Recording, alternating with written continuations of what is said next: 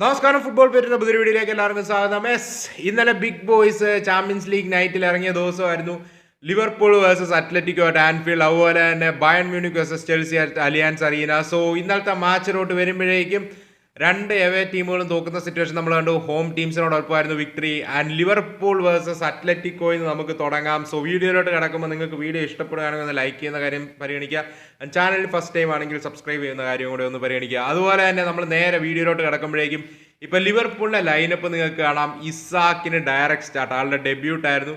Atletico പോലത്തെ ഒരു big മാച്ചിൽ തന്നെ അപ്പുറത്ത് ഇസാക്കിന് ഡെബ്യൂട്ട് കൊടുക്കുവാനാണ് അർണേസ്ലോട്ട് എക്കിറ്റിക്കാനെ ബെഞ്ച് ചെയ്യുകയാണ്.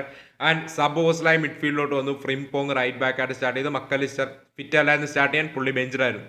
അതുപോലെ തന്നെ പറ്റിയൊരു മാറ്റം, റോബർട്ട്സൺ ലെഫ്റ്റ് ബാക്ക് ആയിട്ട് സ്റ്റാർട്ട് ചെയ്തു, കെർക്കസ് ബെഞ്ചിലും പോയി. അപ്പുറത്ത് അത്ലറ്റിക്കോ മാഡ്രിഡിലോട്ട് നോക്കുമ്പോഴേക്കും അവിടെ നിങ്ങൾക്ക് കാണാം അത്യാവശ്യം ഇഞ്ചറി ഇഷ്യൂസ് ഹിറ്റ് ചെയ്തൊരു സൈഡായിരുന്നു. അൾവാറസ് അവൈലബിൾ അല്ലായിരുന്നു, കാർഡോസ് അവൈലബിൾ അല്ലായിരുന്നു, അലക്സ് ബേനയുടെ കാര്യം ഇഞ്ചേർഡ് ആയിരുന്നു, ജിമിനസ് അവൈലബിൾ അല്ലായിരുന്നു. സോ ധാരാളം ഇഞ്ചറി ഇഷ്യൂസോടെ ഇറങ്ങിയ ഒരു സൈഡാണ്. ബട്ട് അവർ അത്യാവശ്യം കൊള്ളാവുന്ന ലൈനപ്പായിട്ട് തന്നെയാണ് ഇറക്കിയത്. ഗ്യാലഗറും പാബ്ലോ ബാരിയസും ആയിരുന്നു മിഡ്ഫീൽഡ്. സിമിയോണി ഗോൺസാലസ് സ്റ്റാർട്ട് ചെയ്തു. Up front Raspadori, who was best player arguably in that pitch for Atletico, ആളോടൊപ്പം അവിടെ ഗ്രീസ്മാനും സ്റ്റാർട്ട് ചെയ്തു. ആൻഡ് ബാക്ക് ഫോറിൽ ലെങ്ലെറ്റ് റോബിൻ നോർമാനാണ് സ്റ്റാർട്ട് ചെയ്തത്. ഗ്യാലന് പുള്ളി സ്റ്റാർട്ട് ചെയ്തു. റുഗേറിനെ പുള്ളി ബെഞ്ച് ചെയ്തു റൈറ്റ് ബാക്ക് ആയിട്ട്. Who else? ലോറൻ്റെ അല്ലേ. When it comes to big matches Liverpool എന്ന് പറയുമ്പോൾ ലോറൻ്റെക്ക് എന്താണെന്ന് ഇതിൽ ആവേശം കയറുമെന്ന് തോന്നുന്നു. സോ ഇന്നലെ നമ്മൾ കണ്ടു ലോറൻ്റെയുടെ 2 ഗോളുകളാണ് ആർക്ക്, നമ്മുടെ അത്ലറ്റിക്കോയ്ക്ക് ഈക്വലൈസർ നേടിക്കൊടുത്താൽ 80-ാം മിനിറ്റിൽ. സോ ഈ മാച്ചിലോട്ട് വരുമ്പോഴേക്കും ആദ്യത്തെ 7 മിനിറ്റിനുള്ളിൽ തന്നെ ലിവർപൂൾ 2-0 ആക്കുന്ന സിറ്റുവേഷൻ നമ്മൾ കണ്ടു. റോബർട്ട്സണും സലയുടെയും ഗോളുകൾ വരുന്നത് നമ്മൾ കണ്ടു. സോ ലിവർപൂൾ ഈ മാച്ചിൽ സംഭവിച്ച ഒരു സംഭവം എന്താണെന്ന് വെച്ചാൽ അവർക്ക് ഗ്രാവംബർഗിനെ പുഷ് ചെയ്യാനായിട്ട് സാധിച്ചു. റോബർട്ട്സൺ സ്റ്റാർട്ട് ചെയ്യുക വഴി റോബർട്ട്സൺ ആ തേർഡ് CB ആയിട്ട് ആക്ട് ചെയ്ത് ഹെൽപ്പ് ചെയ്യുന്നുണ്ടായിരുന്നു. സോ ഗ്രാവംബർഗ് ഇന്നത്തെ മാച്ചിൽ കൂടുതൽ ഇൻഫ്ലുവൻസ് ക്രിയേറ്റ് ചെയ്യുന്നുണ്ട്. എസ്പെഷ്യലി ആദ്യത്തെ 2 ഗോളിലും നമുക്ക് ഗ്രാവംബർഗിന് ഇൻഫ്ലുവൻസ് ആണ്. പുള്ളി കുറച്ചുകൂടെ ഹയർ ഓഫ് ദ പിച്ചിൽ പൊസിഷനിങ് നടത്തുന്ന കാണാനായിട്ട്. സോ റോബർട്ട്സൺ ആ തേർഡ് CB ആയിട്ട് ഡ്രോപ്പ് ചെയ്ത് ആക്ട് ചെയ്യുന്നുണ്ടായിരുന്നു, which was helping Gravenberch to push. And goal വന്നതും അങ്ങനെയാണ്. നിങ്ങൾക്ക് കാണാം ഫസ്റ്റ് ഗോൾ വന്നത് Gravenberch higher of the pitch push ചെയ്യുന്നു, പുള്ളിനെ ഫൗൾ ചെയ്യുന്നു, ഒരു ഫ്രീ കിക്ക് സിറ്റുവേഷൻ കിട്ടുവാണ്. അവിടുന്ന് സല ആ ഫ്രീ കിക്ക് എടുക്കുന്നു, അത് ഡിഫ്ലക്റ്റഡായി അടിച്ച് റോബർട്ട്സന്റെ കാലിൽ കൊണ്ട് കയറുന്ന ഒരു സിറ്റുവേഷൻ നമ്മൾ കണ്ടു. സോ 1-0 ലീഡ് ലിവർപൂൾ എടുക്കുകയാണ്.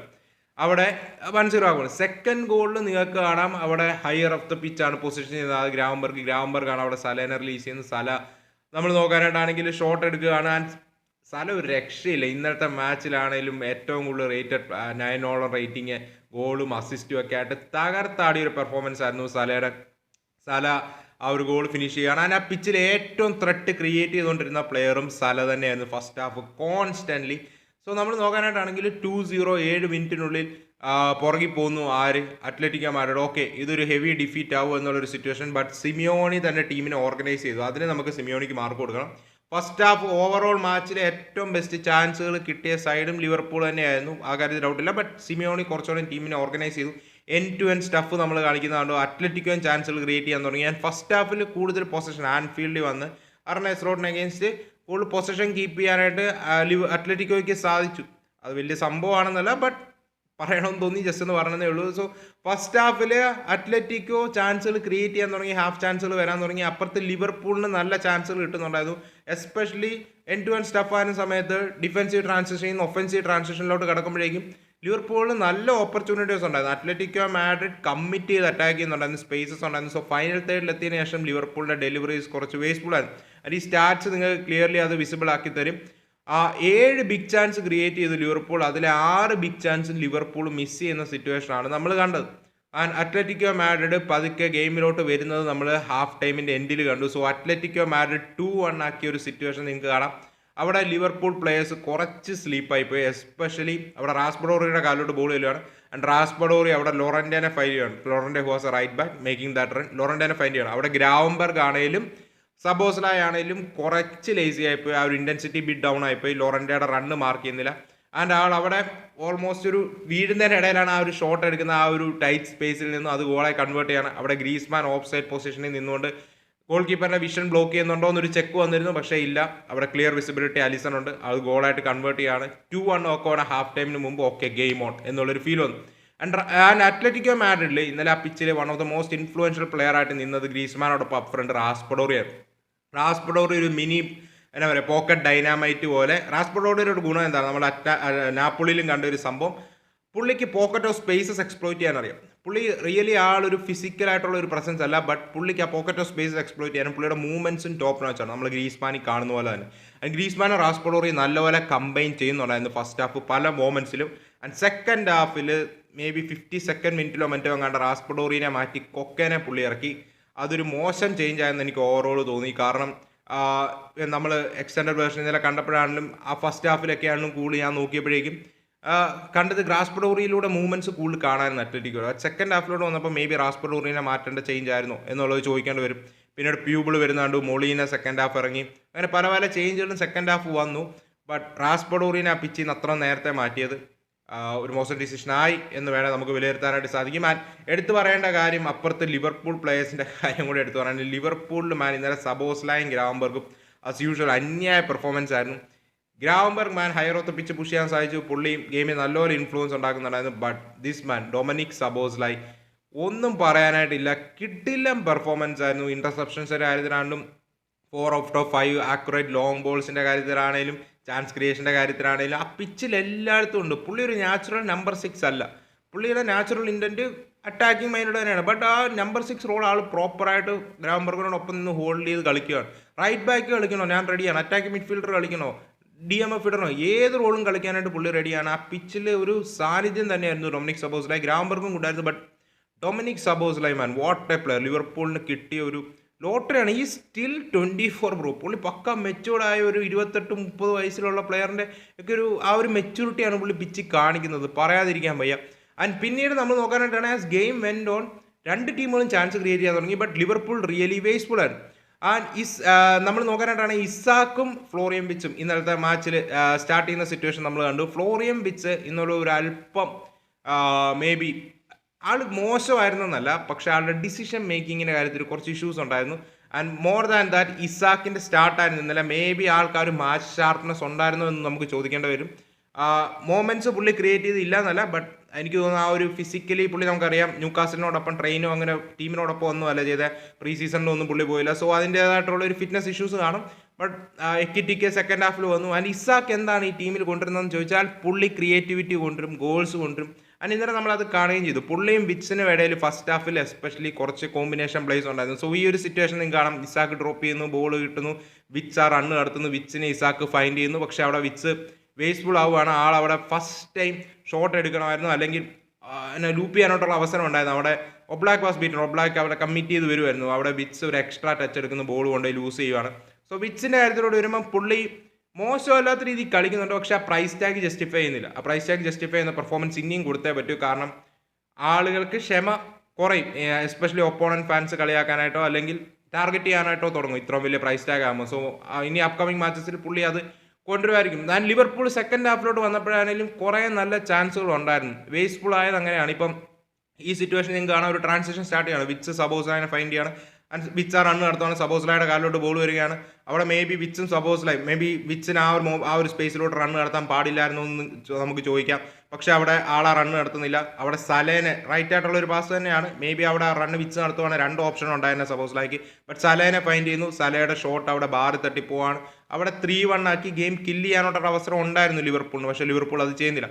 പിന്നീടാണ് ലോറൻറ്റയുടെ ആ ഒരു കിടിലൻ ബോൾ വരുന്നത്. അതാണെങ്കിൽ മക്കലിസ്റ്ററിൻ്റെ ദേഹത്ത് ഇടിച്ചാണ് നമ്മൾ നോക്കാനായിട്ടാണ് ഡിഫ്ലക്റ്റഡ് ആയിട്ടാണ് ഗോളായിട്ട് കൺവേർട്ട് ചെയ്യുന്നത്. അത് 2-2 ആക്കുന്നു 81st മിനിറ്റിൽ. ഓക്കെ, ലിവർപൂൾ ആൻഫീൽഡിൽ വന്ന് 2-0 പുറകെ പോയതിനു ശേഷം ഒരു കംബാക്ക്. ഈവൻ ദോ ലിവർപൂളാണ് ബെറ്ററായിട്ട് ഓവറോൾ കളിക്കുന്നതെങ്കിലും ഒക്കെ ഒരു 2-2 ഒരു ഡ്രോ പിടിച്ചുകൊണ്ട് പോകാം. അവിടെ സമയോണിയുടെ സെലിബ്രേഷൻ, ടീമിൻ്റെ സെലിബ്രേഷനും ലോറൻറ്റയുടെ സെലിബ്രേഷനും ഒക്കെ കാണാൻ. ലോറൻറ്റയുടെ സെക്കൻഡ് ഗോൾ വരുവാണ് ഈ മാച്ചിൽ. ആൻഡ് മക്കലിസ്റ്റർ ഇതിനിടയ്ക്കൊക്കെ പിച്ചിലിറങ്ങിയായിരുന്നു ലിവർപൂളിന് വേണ്ടി. ആൻഡ് അതിനുശേഷം നമ്മൾ നോക്കാനായിട്ടാണെങ്കിൽ ഐ തിങ്ക് അത്ലറ്റിക്കോയ്ക്ക് ചെറുതായിട്ടൊന്ന് പാളി, കുറച്ച് കമ്മിറ്റ് ചെയ്യാം. ആൻഫീൽഡിൽ വന്ന് ഡ്രോ പിടിക്കുന്ന നല്ല റിസൾട്ടാണ്, എന്നാലല്ല, പക്ഷേ എന്നാലും കുറച്ച് കമ്മിറ്റ് ചെയ്യാം. അത്ലറ്റിക്കോ മാഡ്രിഡിൻ്റെ പൊസിഷൻ കീപ്പ് ചെയ്യാനായിട്ട് കപ്പാസിറ്റി ഉള്ള പ്ലേയേഴ്സ് ഉണ്ട്, ഒന്നും മോശമായിട്ടുള്ള പ്ലേയേഴ്സ് ഇല്ല. ഈ ലോബിൻ ലീ നോർമാൻഡ് ആണെങ്കിലും കൊക്കെ ആണെങ്കിലും പാബ്ലോ ബാരിയോസ് ആണെങ്കിലും ലൊറൻറ്റെ ആണെങ്കിലും മൊളീന ടു ആൻ എക്സ്റ്റെൻഡ് ആണെങ്കിലും പ്യൂബിൾ ആണെങ്കിലും ഇവരൊക്കെ ബോൾ അത്യാവശ്യം കീപ്പ് ചെയ്യാൻ അബിലിറ്റി ഉള്ള, ബോൾ പ്ലേയിങ് അബിലിറ്റി ഉള്ള പ്ലേയേഴ്സാണ്. അല്ല just counter attacking ball keep ചെയ്യാൻ, അല്ല കിട്ടുക, അടിച്ചു വിടുക, ഡിഫെൻഡ് ചെയ്യുക, അതല്ല, അവർക്ക് ബോൾ കീപ്പ് ചെയ്യാൻ അബിലിറ്റി ഉള്ള പ്ലേയേഴ്സാണ്. ആൻഫീൽഡിൽ വന്ന് അവർക്ക് ചെയ്യാൻ സാധിക്കും. So last 10 minutes plus add on time ആ ഒരു സെക്കൻഡ് ഗോൾ വന്നതിന് ശേഷം അത്ലറ്റിക് ഓവർ ഡിഫെൻസീവായി പോയെന്ന് പറയും. അങ്ങോട്ട് കൊടുക്കുക, നമുക്ക് ഡിഫെൻഡ് ചെയ്യാം. 10 പേരും സിറ്റ് ബാക്ക് ചെയ്ത് നമുക്ക് ഡിഫെൻഡ് ചെയ്യാം. ആ ഒരു മെൻറ്റാലിറ്റി ആയിപ്പോയി അത്ലറ്റിക്കോ. കോൺസ്റ്റന്റ്ലി ക്രോസുകൾ ബോക്സിലോട്ട് വരുന്നു, corner after corner after corner create ചെയ്യുന്നു. ആൻഡ് ഒരു സീക്വൻസ് ഓഫ് കോർണർ സിറ്റുവേഷനിലൂടെയാണ് ആ ഗോളും വരുന്നത്. സോ 90+ മിനിറ്റ്സ് കിടക്കുന്ന സെക്കൻഡ് മിനിറ്റിലൂടെ കിടക്കുകയാണ്. അവിടെ ഡൊമിനിക് സബോസ്ലായുടെ ഒരു കോർണർ വരുവാണ്. അവിടെ ആ ഒരു കോർണർ സിറ്റുവേഷൻ ക്രിയേറ്റ് ആവുന്ന തന്നെ മേ ബി ലോറൻറ്റയ്ക്ക് അത് ടച്ച് ചെയ്യേണ്ട ആവശ്യമില്ലായിരുന്നു, പക്ഷേ ആൾ അത് ടച്ച് ചെയ്ത് കോർണർ കൊടുക്കുകയാണ്. സബോസ്ലായുടെ കോർണർ വരുവാണ്. അവിടെ റോബിൻ ലീ നോർമാൻഡ് ആണ് ആരെ മാർക്ക് ചെയ്യുന്നത്, വെർജിൽ വാൻ ഡൈക്കിനെ മാർക്ക് ചെയ്യുന്നത്. അവിടെ പ്രോപ്പർലി കവേർഡ് ആണ് വെർജിൽ വാൻ ഡൈക്ക്, നിങ്ങൾക്ക് ഇപ്പം കാണാം. പക്ഷേ അവിടെയൊക്കെയാണ് വാൻ ഡൈക്കൊക്കെ പോലത്തെ ഒരു പ്ലെയറിൻ്റെ അബിലിറ്റി, പ്രസൻസ്, സ്ട്രെങ്ത്, ആ ഒരു നമ്മൾ കാണുന്ന ആൾ ആ ഒരു ഏരിയയിലൂടെ എല്ലാവരെയും സ്റ്റാർട്ടിങ് CB ആണ് റോബിൻ ലീ നോർമാൻഡ്, ആരുടെ സ്പെയിൻ്റെയും അത്ലറ്റിക്കോയുടെ ഒക്കെ. സോ ആ ടീമിലെ റൈറ്റ് ആയിട്ടുള്ള ആളാണ് വാൻ ഡൈക്കിനെ മാർക്ക് ചെയ്യുന്നത്. ആ കാര്യത്തിൽ യാതൊരു കുഴപ്പമില്ല. But van Dijk is too much to handle. ആ ഒരു ക്രൗഡിനിടയിലൂടെ പോയി ആ ഹെഡർ വിൻ ചെയ്യുകയാണ്, ഗോൾ സ്കോർ ചെയ്യുകയാണ്, അവിടെ 3-2 ആക്കുകയാണ് ആൻഫീൽഡിൽ. What a match bro, what a performance, ഒന്നും പറയാനായിട്ടില്ല. ലിവർപൂൾ വേസ്റ്റ്ഫുൾ ആയിരുന്നു. അത്ലറ്റിക്കോ ഹാഫ് ചാൻസുകൾ വേസ്റ്റ് ചെയ്തിട്ടുണ്ട്, ഇല്ല എന്നല്ല. ബട്ട് ലിവർപൂൾ ഓവറോൾ കൂടുതൽ വേസ്റ്റ്ഫുൾ ആയിരുന്നു. ബട്ട് ആ ഒരു മൊമെൻറ്റ് ഈ സീസണിൽ ലിവർപൂൾ എല്ലാ മാച്ചുകളും, whether it be big team small teams, എല്ലാ മാച്ചും ഒരു ത്രില്ലർ തന്നെ അടങ്ങും എന്നുള്ള വാശിയിലാന്ന് തോന്നുന്നുണ്ട്. 3-2 വിക്ടറി നേടുവാണ്. അതിനുശേഷം സൊർലോത്തിന് ഒരു ചാൻസ് കിട്ടി ലാസ്റ്റ് മൊമെൻറ്റിൽ. സൊർലോത്തിൻ്റെ ക്വാളിറ്റി വെച്ച് he should have finish that. പക്ഷേ ആളത് ഫിനിഷ് ചെയ്തില്ല. ലിവർപൂൾ ഒരു 3-2 വിക്ടറി നേടിക്കൊണ്ട് ആൻഫീൽഡിൽ നിന്ന് പോവാണ്. സിമിയോണി ആ 3-2 ആക്കിയതിന് ശേഷം ഒരു ഫാനുമായിട്ട്, ലിവർപൂളിൻ്റെ ഒരു ഫാനുമായിട്ട് അടിവെക്കുന്നു. പുള്ളിക്ക് റെഡ് കാർഡ് കിട്ടി പോകുന്നു. ആ ഒരു ഇൻസിഡൻറ്റ് നടന്നു. കൂടാതെ നമ്മൾ എടുത്തു പറയേണ്ട കാര്യമാണ്, എനിക്ക് തോന്നുന്നു സിമിയോണിയുടെ സബ്സ്റ്റിറ്റ്യൂഷൻസ് ഇന്നലെ ചെറുതായിട്ട് പാളി. കൂടാതെ ലാസ്റ്റ് 10 മിനിറ്റ്സ് അത്ര അഗ്രസീവ്ലി ഡിഫെൻഡ് ചെയ്യേണ്ട ആവശ്യം ഉണ്ടായിരുന്നു എന്നുള്ളൊരു ക്വസ്റ്റ്യനും ചോദിക്കേണ്ടി വരും. കുറച്ചൊക്കെ ബോൾ കീപ്പ് ചെയ്യുക അല്ലേ. കോൺസ്റ്റന്റ്ലി പ്രഷറിലാകുമ്പോഴേക്കും Virgil van Dijk, Konate, Szoboszlai, Gravenberch, അതുപോലെ തന്നെ ഈ എക്കിറ്റിക്ക പിച്ചിലിറങ്ങി, അങ്ങനത്തെ ബിഗ് പ്രസൻസുകൾ ആ ടീമിലുണ്ട്. സോ ഈസി അല്ല ഡിഫെൻഡ് ചെയ്യുക കോർണേഴ്സ്. സോ അവിടുന്ന് ഒരു 3-2 വിക്ടറി നേടിക്കൊണ്ട് പോവുകയാണ്. സോ അവിടുന്ന് നമ്മൾ നേരെ ബയൺ മ്യൂണിക്കിൻ്റെ മാച്ച് ഒന്ന് കവർ ചെയ്യണം. Bayern Munich versus Chelsea Bayern Munich away എന്ന് 3-1 തോക്കുന്ന ഒരു സിറ്റുവേഷനാണ് നമ്മൾ കണ്ടത്. സോ നിങ്ങൾക്കിപ്പോൾ ഇവിടെ ചെൽസിയുടെ ലൈനപ്പ് കാണാം. ചെൽസി ആണെങ്കിൽ ഈ മാച്ചിലോട്ട് വരുമ്പോഴേക്കും ഗുസ്തോനെ റൈറ്റ് ബാക്കായിട്ട് സ്റ്റാർട്ട് ചെയ്തു. എൻ്റെ ഒരു അഭിപ്രായത്തിൽ അത് ബാക്ക് ഫയർ ചെയ്തു. ലെഫ്റ്റ് ബാക്കായിട്ട് കുക്കറയെ സ്റ്റാർട്ട് ചെയ്തു. റീസ് ജെയിംസിനെ മിഡ്ഫീൽഡിലോട്ട് ഇട്ടു. സോ നമുക്കറിയാം ഇത് യൂറോപ്പ് കോൺഫറൻസ് ലീഗ് അല്ല, ചാമ്പ്യൻസ് ലീഗാണ്. സോ ചെൽസി ഇപ്പം അധികം ഫ്ലോസ് പറ്റത്തില്ല. ഫിഫ ക്ലബ് വേൾഡ് കപ്പ് അവർ ജയിച്ചില്ല എന്നല്ല, പക്ഷേ എന്നാ പറയുക, ഇങ്ങനത്തെ ബിഗ് മാച്ചസ് ചാമ്പ്യൻസ് ലീഗിൽ എവരി മാച്ച് ക്രൂഷ്യലാണ്. സോ ഒരു മാച്ച് നമുക്ക് ലൈറ്റായിട്ട് എടുക്കാൻ പറ്റത്തില്ല, ഒരു എക്സ്പീരിമെൻസ് അങ്ങനെ നടത്താൻ പറ്റത്തില്ല. നമ്മൾ റീസ് ജെയിംസിനെ ബിഗ് മാച്ചസ് പുള്ളി മിഡ്ഫീൽഡിൽ സ്റ്റാർട്ട് ചെയ്യുന്ന കണ്ടിട്ടുണ്ട്, ഇല്ല എന്നല്ല. പക്ഷേ അപ്പോഴേക്കും നമ്മൾ ഓർക്കേണ്ട ഒരു കാര്യമുണ്ട്, ഗുസ്തോനെ വെച്ച് പിച്ച് സ്ട്രെച്ച് ചെയ്യാൻ നോക്കുന്നതെല്ലാം നൈസാണ്. പക്ഷേ അവിടെ ഒരു ഡിഫൻസീവ് വൾണറബിലിറ്റി വരുന്നുണ്ട്, especially when Bayern do have good wingers. അപ്പോഴത്തെ ബയണിൻ്റെ ലൈനപ്പ് നിങ്ങൾ നോക്കുക.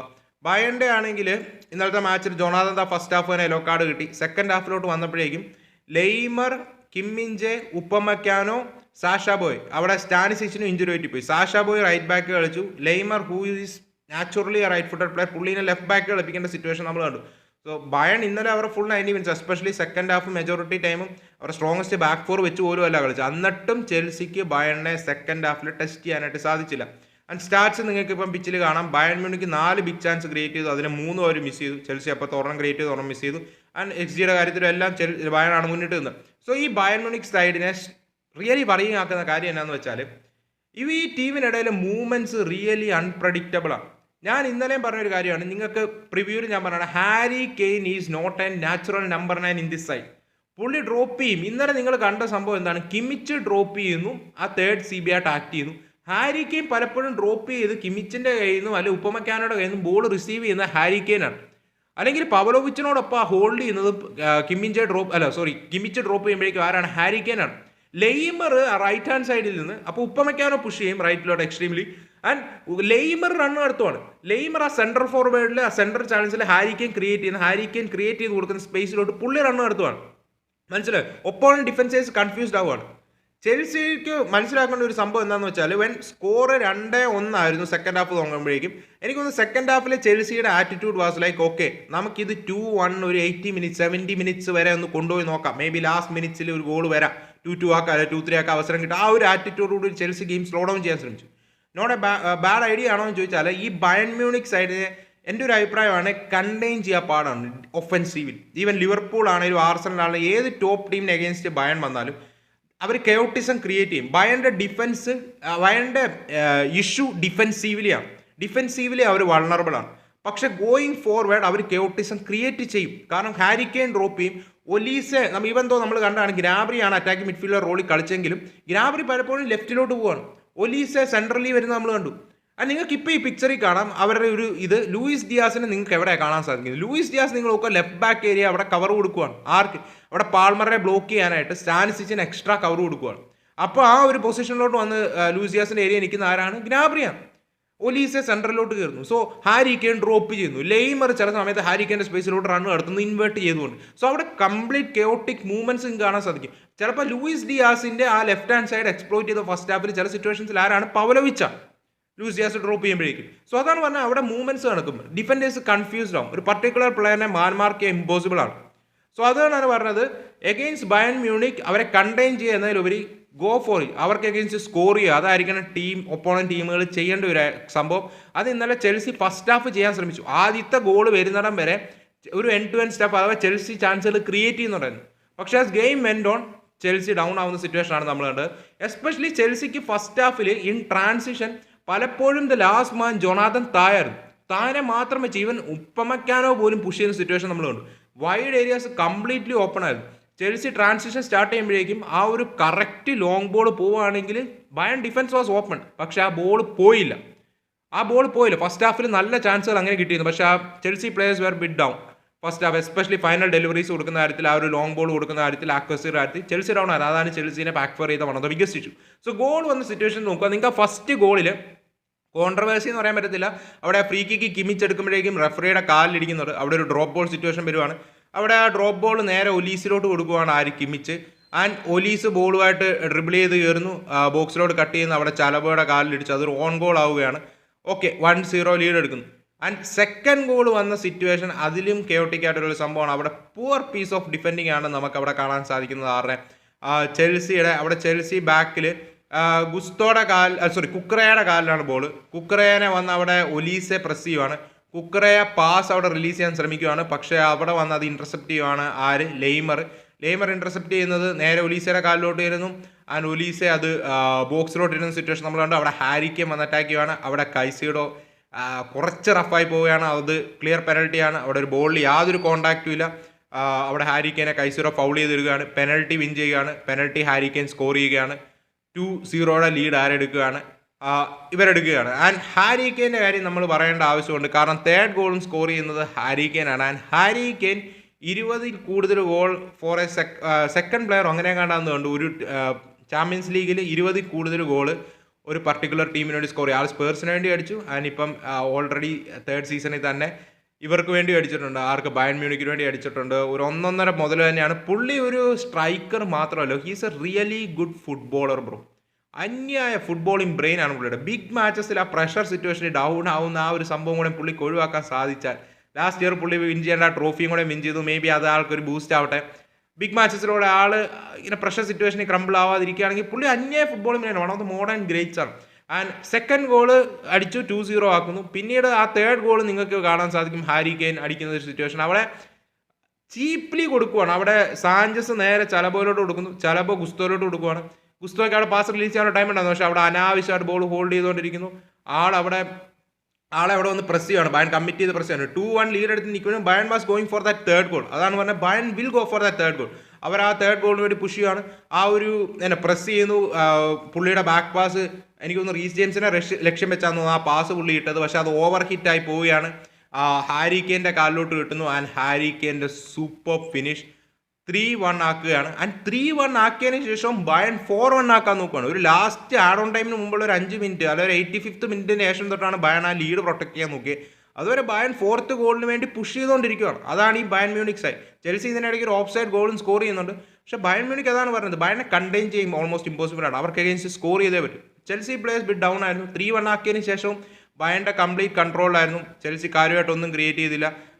ആ ഒരു ഓഫ് സൈഡ് സിറ്റുവേഷൻ ഒഴിച്ചു നിർത്തിയാൽ. ഇതിനിടയിൽ 2-3 പ്ലേയേഴ്സിൻ്റെ കാര്യം എടുത്തു പറയണം. എസ്പെഷ്യലി കിമ്മിച്ച്, ഉപ്പമക്യാനോ, അവൻ ലെയ്മർ 3 പേരും നല്ല കിടിലൻ പെർഫോമൻസ് ആയിരുന്നു. Kimmich man one of the greats in football തന്നെയാണ്. ലാസ്റ്റ് 10 ഇയേഴ്സ് ഇത്രയും കൺസിസ്റ്റൻ്റ് ആയിട്ട് പെർഫോം ചെയ്യുന്ന ഒരു പ്ലെയർ ഉണ്ടോ എന്നുള്ള കാര്യം തന്നെ ഡൗട്ടാണ്. ഏത് പൊസിഷനും ആൾക്ക് കളിക്കാൻ പറ്റും. ഇപ്പം കണ്ടില്ല, ആ ടീമിലെ ഏറ്റവും മോസ്റ്റ് ഡീപ്പ് പ്ലേയിങ് മിഡ്ഫീൽഡർ പുള്ളിയാണ്. തേർഡ് CB ആയിട്ട് ആക്ട് ചെയ്യുന്നു ബിൽഡപ്പ് ഫേസിൽ. ടീംമേറ്റ്സിന് കവർ കൊടുക്കുന്നു. ലെയ്മർ കയറി പോകുമ്പോൾ റൈറ്റ് ബാക്ക് ആയിട്ട് ചില സമയത്ത് കവർ കൊടുക്കുന്നു. സെൻട്രൽ ചാനൽസിൽ എസ്പെഷ്യലി ബോക്സ് ടു ബോക്സ് കളിക്കണോ പുള്ളിക്ക് അത് സാധിക്കും.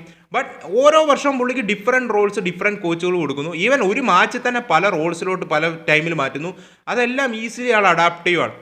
അമ്മാതിരി ഒരു പ്രസൻസ് ആണ്. അതുപോലെ തന്നെയാണ് ഉപ്പമക്കാനോ മാൻ. നമ്മൾ എന്തൊക്കെ ആളുകൾ കളിയാക്കും അത് ഉപ്പും അഗ്വർ മറ്റേത് മറിച്ചെന്നൊക്കെ പറഞ്ഞ് ശരിയാണ്, ആൾ മിസ്റ്റേക്സ് ഇതിനു മുമ്പ് നടത്തിയിട്ടുണ്ട്. പക്ഷേ when it comes to big matches Upamecano always steps up. അത് പറയാതിരിക്കാൻ വയ്യ.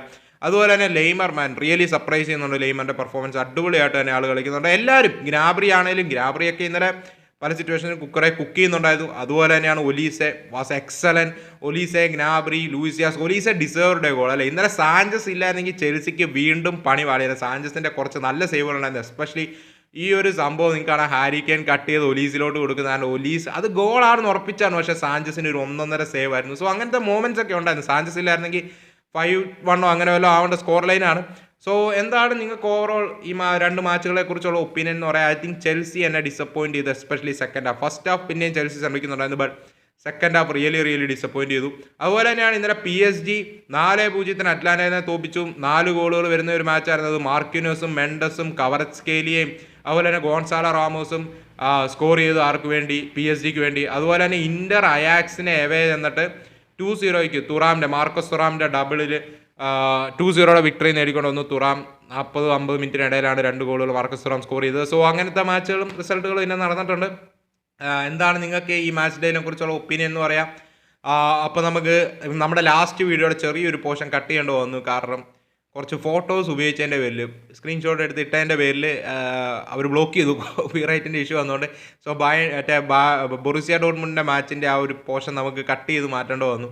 സോ ക്ഷമിക്കുക. ലാസ്റ്റ് വീഡിയോ കാണുമ്പോൾ അങ്ങനത്തെ എന്തെങ്കിലും ഇഷ്യൂ തോന്നുകയാണെങ്കിൽ അത് ആ ഒരു പോർഷൻ കട്ട് ചെയ്ത് മാറ്റേണ്ടി വന്നു. അതുകൊണ്ടാണ്. സോ അപ്പോൾ നമുക്ക് മറ്റൊരു വീഡിയോ കാണാം. അതുവരേക്കും.